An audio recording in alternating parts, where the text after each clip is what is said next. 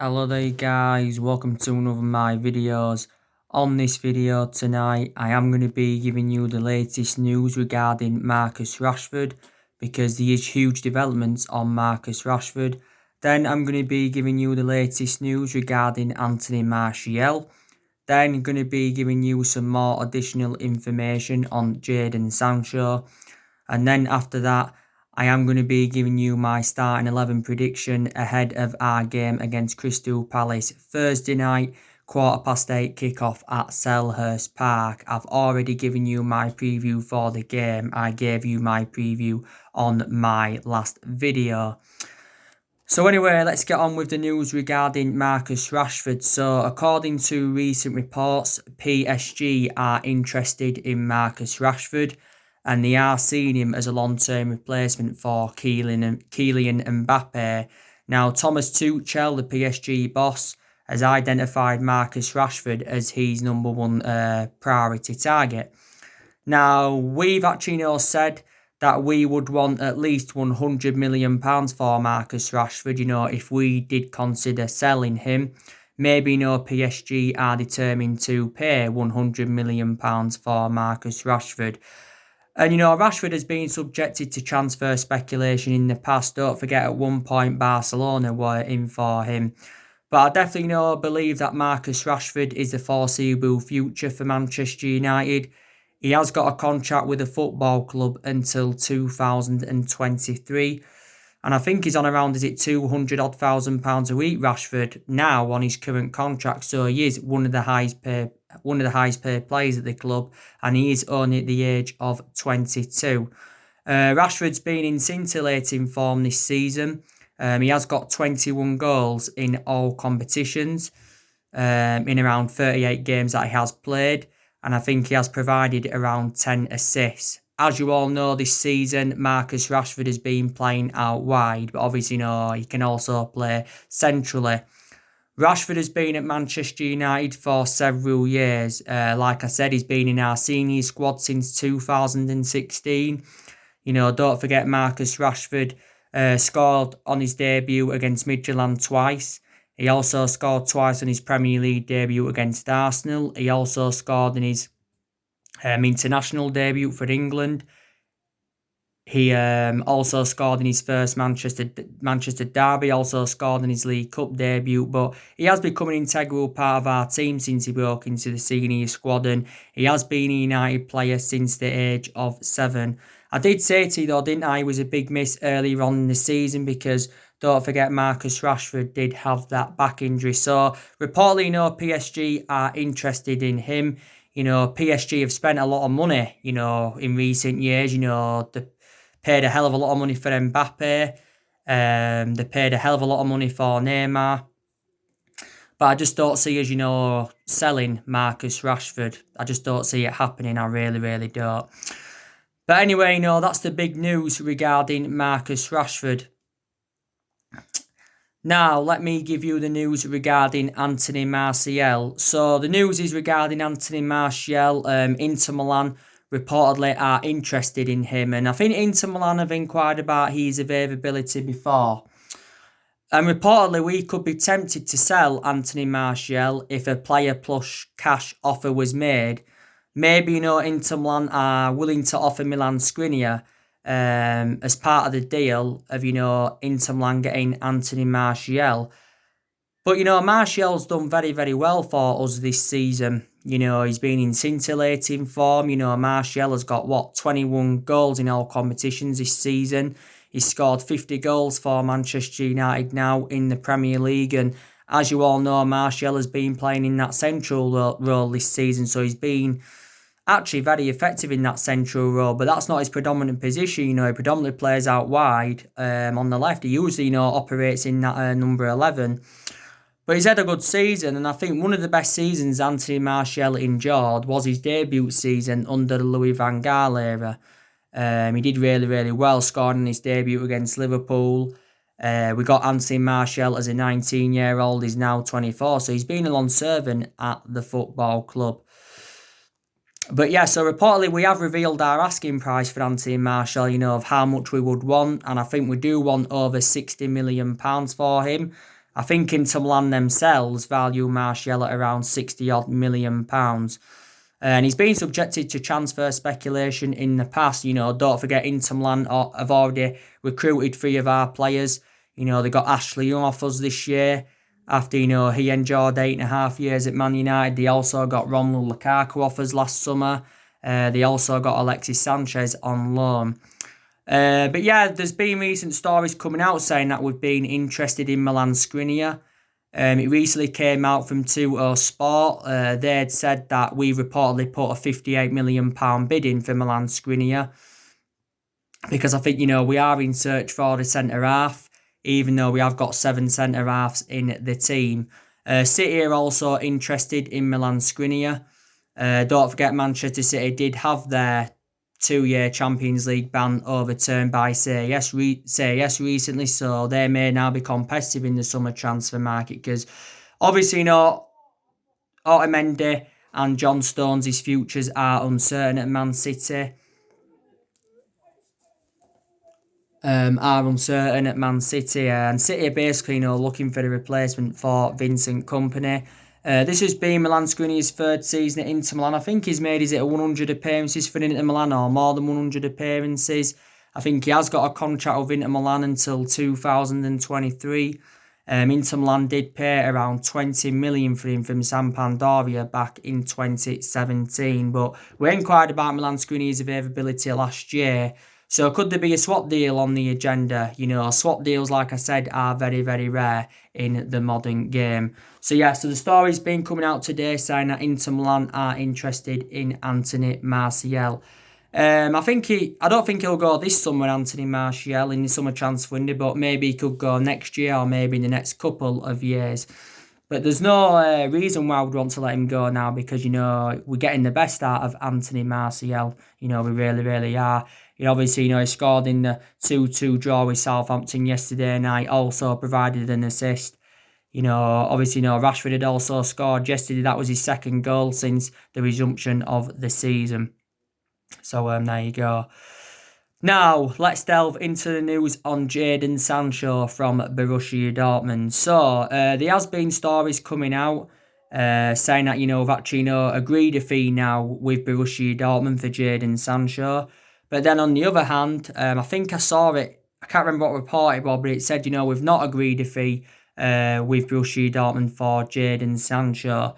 Now, Borussia Dortmund have revealed their asking price. They have said that they want around £160 million. We've said several times, that we are not willing to smash our transfer record for Sancho. There was recent stories coming out saying that we're only willing to pay £50 million for him. And then it recently said that we're only willing to pay £60 or £70 million for any player. Now, there were stories coming out quite a few weeks ago from Duncan Castles and Ian McGarry, like he updated you on. And it is said that Jadon Sancho has agreed personal terms with Man United. And he said he has agreed a 5-year contract with the football club worth around £140,000 a week. But he did say, no fee as yet come to an agreement. There were stories coming back out in February saying that Jadon Sancho had agreed almost every little detail of a move to Old Trafford. But again, it said, no fee has come to an agreement. It did recently say that the deadline's been set. And, we've got until the 10th of August to sign Jadon Sancho. And if we don't get him by then Borussia Dortmund have confirmed that the deal is off. I don't think the German transfer window opens until October. I don't think it opens. There was also recent stories coming out saying that, we are willing to sell 6 of our players, to fund the move for Jadon Sancho because we are going to get rid of players in the summer transfer window. Obviously, we are going to generate money that way. But there's still a possibility, chance that Jadon Sancho could stay at Dortmund for another season. Dortmund did say, though, that they've come to accept the fact that Jadon Sancho does want to leave, so they are now looking for replacements for him. We've been looking at a few alternatives to Sancho.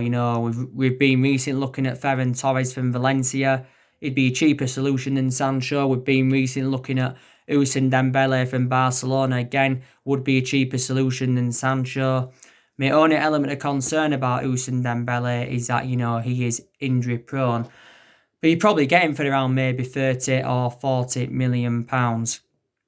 Sancho has still got a contract with Borussia Dortmund until 2022, and I don't think he's got any intentions of extending his contract. We've already made a promise to Sancho, that we are willing to offer him the number 7. We have got number 7 vacant at the moment. Last month, you had the Borussia Dortmund CEO coming out saying that he expects Sancho to stay at Dortmund for next season because he's convinced that no club will meet their valuation. Also, too, you had Lucien Favre last month, the Borussia Dortmund boss, and he actually said that Jadon Sancho could still leave in the summer transfer window. But now, we're at risk of missing out on him anyway, Jadon Sancho. He's definitely needed at the football club because we're still lacking in key areas, but we're at risk of missing out on him because now Manchester City have had their 2-year ban overturned. I think now City are going to go in for Sancho, and Jadon Sancho is a former Manchester City player. He endured 2 years with Manchester City, but never really got any first team opportunities, and that's the main explanation why I left Manchester City to join Borussia Dortmund. Dortmund only paid £8 million for Sancho, so they got him for next to nothing. But this has now been Sancho's 3rd season at Dortmund, and analysed his performances in the few years he's been with Dortmund, his valuation has persistently grown. So let's just put that into the equation. But I've outlined the reasons why I take Sancho at Man United is because he's well proven in the Premier League, and plus, he's got a really, really good friendship with Marcus Rashford. Don't forget, Sancho was fined £8,000 around 3 or 4 weeks ago, for breaking lockdown rules. And at that point, Borussia Dortmund came out and said that they are losing their patience with him. But he is our number 1 priority target. And, we've been in for Jadon Sancho since 2017. But he's definitely, needed at the football club. Some people will say, why do we need Jadon Sancho, when we've got Mason Greenwood playing on that right-hand side? And I'll give Mason Greenwood a lot of credit. He's done really, really well since the resumption of the season. He has been getting a lot of starts and that. Totally contrast to earlier on in the season, because earlier on in the season, the vast majority of his appearances were coming from that substitutes bench, Mason Greenwood's. But Greenwood's got 16 goals in all competitions this season. And Solskjaer did recently say that Mason Greenwood is ready to play for England at senior level. And he said it's going to be hard now to leave Mason Greenwood out. But against Southampton yesterday night, I don't think he was too good, Mason Greenwood. I thought, Ryan Bertrand had him in his pocket. Sancho's young. He's only, 21 Sancho? Greenwood's 18, but still Sancho is more experienced than Mason Greenwood. So anyway, that's the news on all of that. The news on all the transfers anyway. The news on Grealish. Jack Grealish, he's another one of our priority targets and that. So there you go. So anyway, now let's get on with the starting 11 prediction for the Crystal Palace Manchester United game. Now, like I said on my preview, I expect Solskjaer to make some rotation in the game against Crystal Palace. Because in the last 5 games in the league, Solskjaer has gone with an unchanged team. And that's the first time we've done that since February 1993. So that's 27 years ago now. But I think he'll make some rotation in this game against Palace. Maybe he could make 2 changes, 3 changes, maybe even 4 changes. But yeah, let's get on with it anyway. So obviously, it will be David De Gea in goal. David De Gea is going to remain our number 1 goalkeeper. Obviously, I think he's going to remain our number 1 goalkeeper for next season as well. Solskjaer was talking about Dean Henderson the other week, and he says that he expects Dean Henderson to be our number 1 and England's number 1 keeper in the future. It must be in the foreseeable future, but he did say that Dean Henderson is not yet ready to become Manchester United's number 1 goalkeeper. But I think in the foreseeable future, he will be our number 1 keeper. Like I said, David De Gea has now made 400 appearances for the club in all competitions. He made his 400th appearance yesterday night against Southampton, and he's already overtaken Peter Schmeichel on appearances. But David De Gea has become only the second Man United goalkeeper to make 400 appearances after Alex Stepney. David De Gea has been a long servant at the football club. This is now his 10th season, ninth season at Manchester United, and he's approaching his 10th year at the football club. I think David De Gea is still regarded as one of the best goalkeepers in the world, reflecting on what he's achieved at the club, because he's won everything here domestically, and he's also, won individual awards reflecting on his good run of performances. But he's had 7 good years out of the 9 years he's been here, because I think in the last couple of years, De Gea has been a liability, reflecting, on the mistakes he has made. And in the Southampton game yesterday night, apart from the 2 goals he leaked, he only had to make 1 save in the whole game, and that was, a save from Nathan Redmond. It was actually, a very, very good save as well to deny Nathan Redmond. But yeah, he will be in goal on Thursday night. Possibly, HeungMin could be dropped. I think HeungMin enjoyed a very, very good season for us. He probably won't be dropped, but there's a possibility chance he could be. He's enjoyed a good season for us, like I said. It's been his first season at Manchester United. We paid £45 million for him from Crystal Palace last summer. We've seen the attacking side of his game since the resumption of the season, but Bissaka's defensive contribution's always been very good. But yesterday night didn't really do much. Looked very fatigued, did Bissaka. Didn't really get on the end of anything, so didn't really have a great game. But he probably will start against his former club on Thursday. We could put Diego Dalot at right back, but possibly Dalot could actually be starting at left back in this game against Palace. Centre back partnership: Victor Lindelof, Harry Maguire.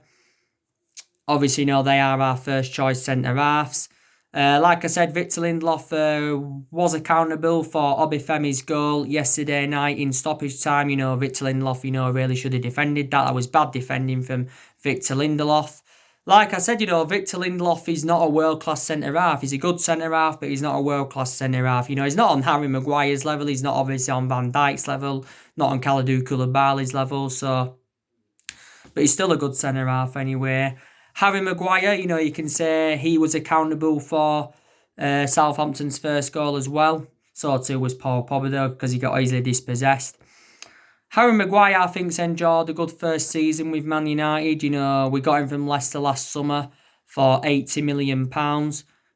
He's second most expensive sign at the club behind Pogba, and he's the most expensive centre-half in the world, is Harry Maguire. I still think we made the right decision by giving him the captaincy. Left back now, we're facing a dilemma at left back because obviously, Luke Shaw's now injured. He got an ankle injury in the 2-2 draw with Southampton yesterday. We'll know more news regarding Shaw and that tomorrow when Solskjaer's done his press conference. I don't think Shaw did bad until, he had to come off, to be quite honest with you. My only element of concern about Luke Shaw is that, he is injury prone, but prior to that, very, very good left back. We've got Williams at left back as well, but also too, he's injured because yesterday night, Brandon Williams came on and he collided heads with Kyle Walker-Peters, and he got a really, really bad cut on his head. So I don't know if either of them are going to be available to play on Thursday night against Crystal Palace. So this is why I said earlier on we may have to put Dalot at left back. Dalot, I think, is predominantly a right back, but he's played at left back a few times. I think you can also put Foster Mensah at left back. So I don't know. If Luke Shaw and Brandon Williams are available, then I think we'll probably, put Dalot at left back. That's what I think, is going to happen. So we'll see on that. Solskjaer could make some changes in midfield. He could possibly drop Matic and, put McTominay there instead. Since the resumption of the season, Matic has actually, been starting a lot. And to be fair to Matic, he has done very, very well. I think he's kept up the ball well. He's pressed well. He's also passed the ball really, really well. And, he's done very, very well. He really, really has done very, very well. He wasn't too bad yesterday night either against Southampton. But, maybe Matic is going to be dropped. I think, he'll start McTominay in that midfield, with Solskjaer. I think he'll play him alongside Paul Pogba at Tominway. Maybe Paul Pogba may not even start this game against Crystal Palace Thursday night. I think he will though. I thought Pogba had a really, really poor game yesterday against Southampton. Because obviously, he made the mistake for Stuart Armstrong's goal. He also made another mistake in the first half. And like I said on my player ratings, I thought his decision making, was very, very slow. But prior to that game yesterday, I think since the resumption of the season, Paul Pogba has made a fantastic impact for Man United, and I think his combination, with Bruno Fernandes has been absolutely exceptional. We're hopeful of actually, giving Paul Pogba a new long-term contract at the football club. As it stands at the moment, Pogba's just got under a year left on his Man United contract, but the club do have an option to extend it for the further year. So yeah, Pogba and McTominay in that midfield. Possibly, it could be Fred alongside McTominay in that midfield, if Paul Pogba and Nemanja Matic are dropped. Bruno Fernandes in the number 10, obviously. Like I said, Bruno Fernandes has enjoyed a fantastic start to his Manchester United career. Wasn't great yesterday against Southampton. Lacked that composure. That's unusual of him, but he still managed to get the assist for Anthony Martial's second goal. Bruno Fernandes has now got 8 goals for Manchester United since he came in January. Don't forget, he's become the first player to win the Player of the Month. He's become the first player to win Player of the Month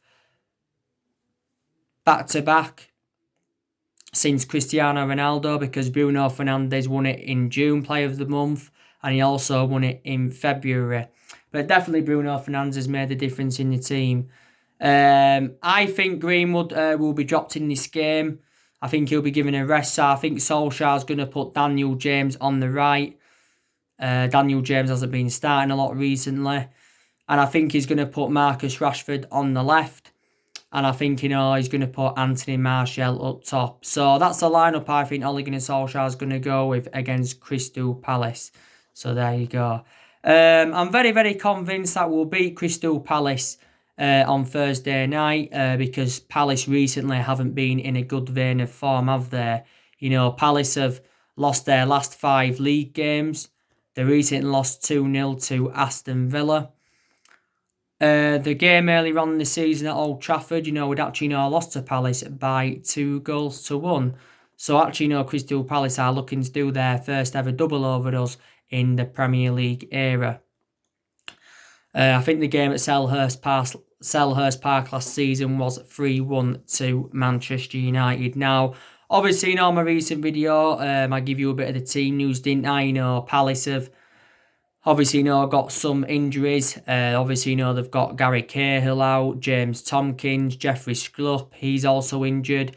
Christian Benteke is suspended.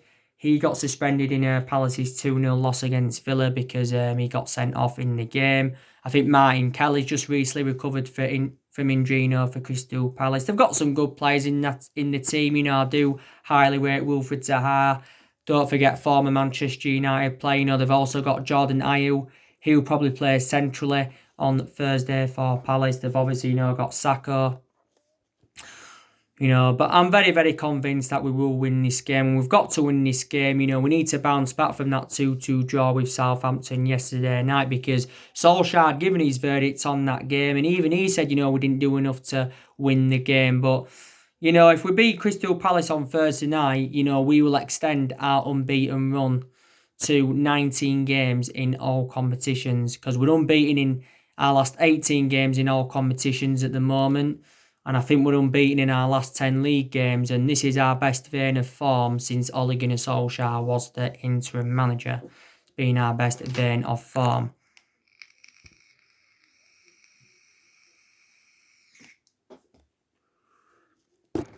But now, we've got 3 games remaining. And Solskjaer, recently demanded maximum points. We've got to win all our 3 remaining games now, to keep our top 4 ambitions alive. We had the chance to go third yesterday, but obviously, we didn't because we ended up drawing the game. And that was the most infuriating thing, because Chelsea lost to Bournemouth. Chelsea lost to Sheffield 3-0 recently. Leicester lost 4-1 to Bournemouth. Chelsea are currently playing Norwich at the moment. But I still think, we can get that top 4. Obviously, I think we can win the FA Cup, and I also think we can win the Europa League. If we don't win both, I think, we will win at least one of them. We're into the semi-finals of the FA Cup, and we're more or less into the last day of the Europa League. But we've got to finish in the top 4, like I mentioned. We have got to finish in that top 4. But we have now got to win our remaining games. We really, really have. And we've got Leicester on the final day of the season, and I think that game could decide who finishes in the top 4. That actually, could be the decider. But, there's still a lot of aspects of our game that have really, really improved. Like I said, we're scoring more goals, we're creating more chances, the combinations in the team have improved. We're still making mistakes defensively, but despite that, I still think we have improved defensively. And, yeah. But, yeah, we've got to win our remaining games. We really, really have to do this. But I think we'll win this game against Crystal Palace. We've got West Ham after. I think we'll beat West Ham as well. Leicester's the hardest game in the league, but the hardest game overall is Chelsea in the FA Cup semi-finals. That is obviously, the hardest game. But we have got a good record against Palace. We seldom lose to Crystal Palace, to be honest with you. They have got Roy Hodgson as their manager. I think he's far too old now to be managing anyway. He's managed a catalogue of clubs as Roy Hodgson. He's obviously now managing Palace. I think this has been his 3rd season with Palace. Obviously, he's managed West Brom, he's managed Liverpool, he's managed Fulham, he's managed Inter Milan, he's managed Blackburn, he's managed Grasshoppers, he's managed Dundee's. He's managed a hell of a lot of clubs as Roy Hodgson. But, we want to get one over Palace, because they did us earlier on in the season.